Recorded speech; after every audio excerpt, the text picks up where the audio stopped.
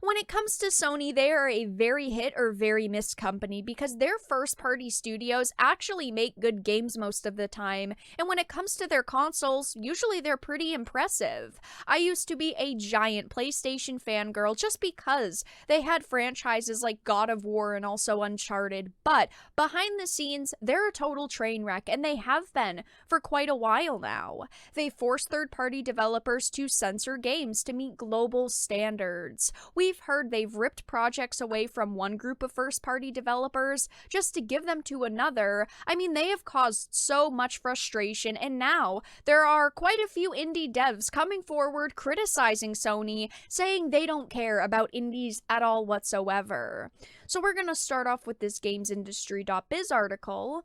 Indies criticize Sony over discount policies, poor communication, and more. So Neon Doctrine co-founder Ian Garner posted a Twitter thread about Platform X, which he did not name but identified as the operator of a very successful console and does not have Game Pass. He basically went on to confirm that this was PlayStation just by responding to people who were commenting on the thread, and other developers have come forward and said that they're having a problem with PlayStation.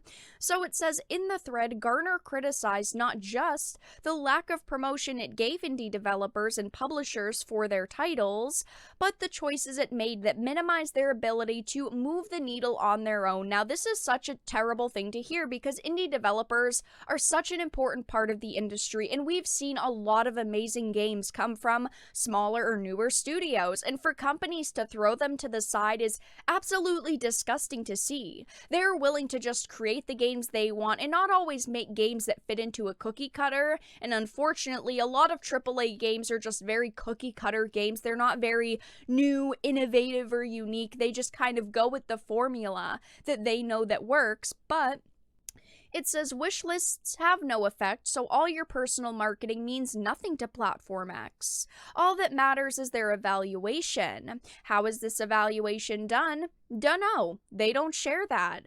Nor will they share the value they ascribe to my game. Garner also criticized a lack of clarity on how a company is supposed to get an account manager, an ability to control launch discounts, an invite-only policy to participate in sales, and a $25,000 minimum spend to have a game featured on the storefront. Now listen, this is a very rough call for me to make because on one hand, I completely understand that these developers are frustrated. They don't have a massive budget to promote their games, they just want their games to be in a storefront, and $25,000 to some of them might sound super unreasonable. Of course, some indie games have pretty big budgets. I mean, look at Kickstarted games, some of them get millions of dollars to spend, and part of that obviously has to go to marketing, but can we really expect anything different from a company like Sony?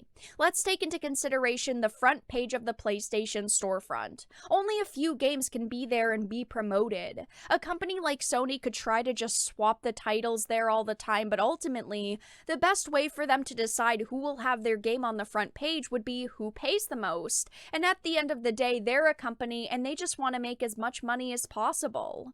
Now, it's safe to assume that over the past, let's say, 10 years, there's been an increase in how many developers there are in the industry, meaning more games being released every single year, so there's no way to put every new game on the front page of a platform and for every single game to get the same amount of exposure. You as a developer can't expect your game to be promoted for free, but if a platform is charging an arm or a leg for a slot, that's not okay either.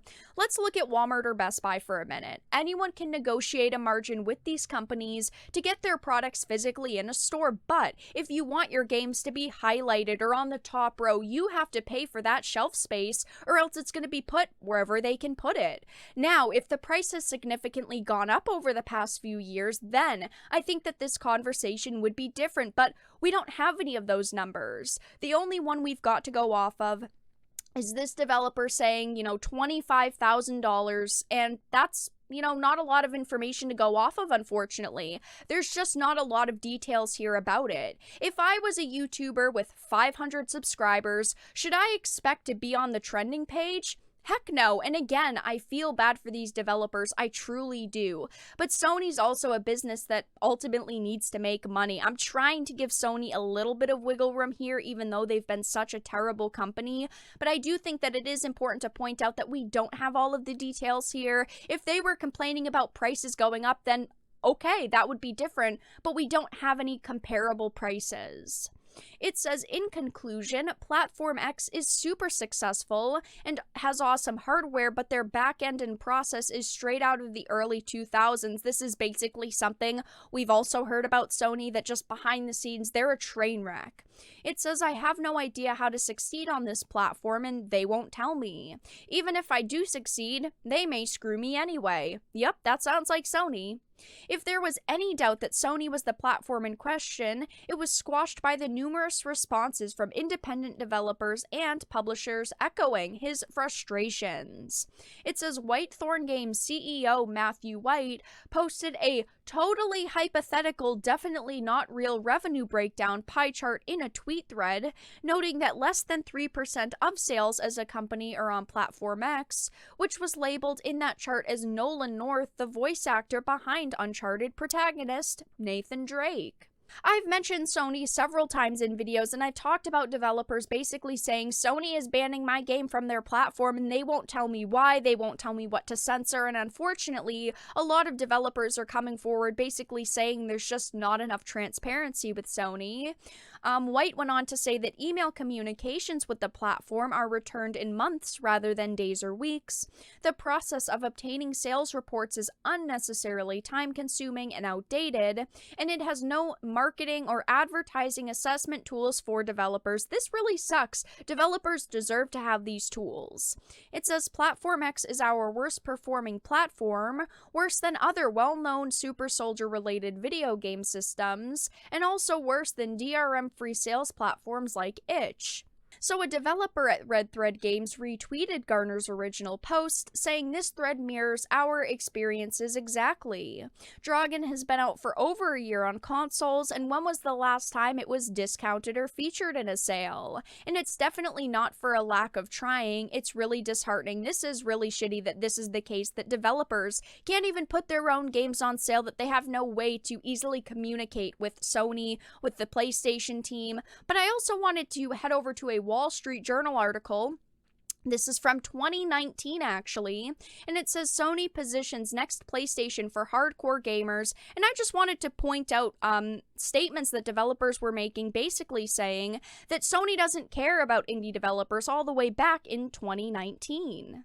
So Sony is concentrating its attention on large software publishers as it gets ready for the next PlayStation, according to executives at Sony and software makers. I don't fault a company for wanting to go after large software publishers and make deals with them, but at the same time, they cannot just completely forget about smaller, newer companies in the industry. It says some executives at smaller game makers say they have felt snubbed by Sony in contrast to Nintendo. Unfortunately, a lot of developers have come forward over the years saying that Sony just isn't a great company to work with. It says at the Tokyo Game Show in September, Nintendo is supporting events to showcase independent game devs, and Sony used to do the same, but isn't planning to this year, the first Sony official said. Now, I do think that it is important to point out that Sony does still have a slight focus on indie games. Are they as great as Nintendo is with indies? No.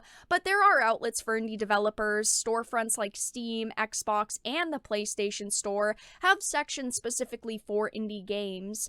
But it says Sony still welcomes games from indie studios, the first Sony official said, but the emphasis is on strengthening relationships with large publishers since resources are limited.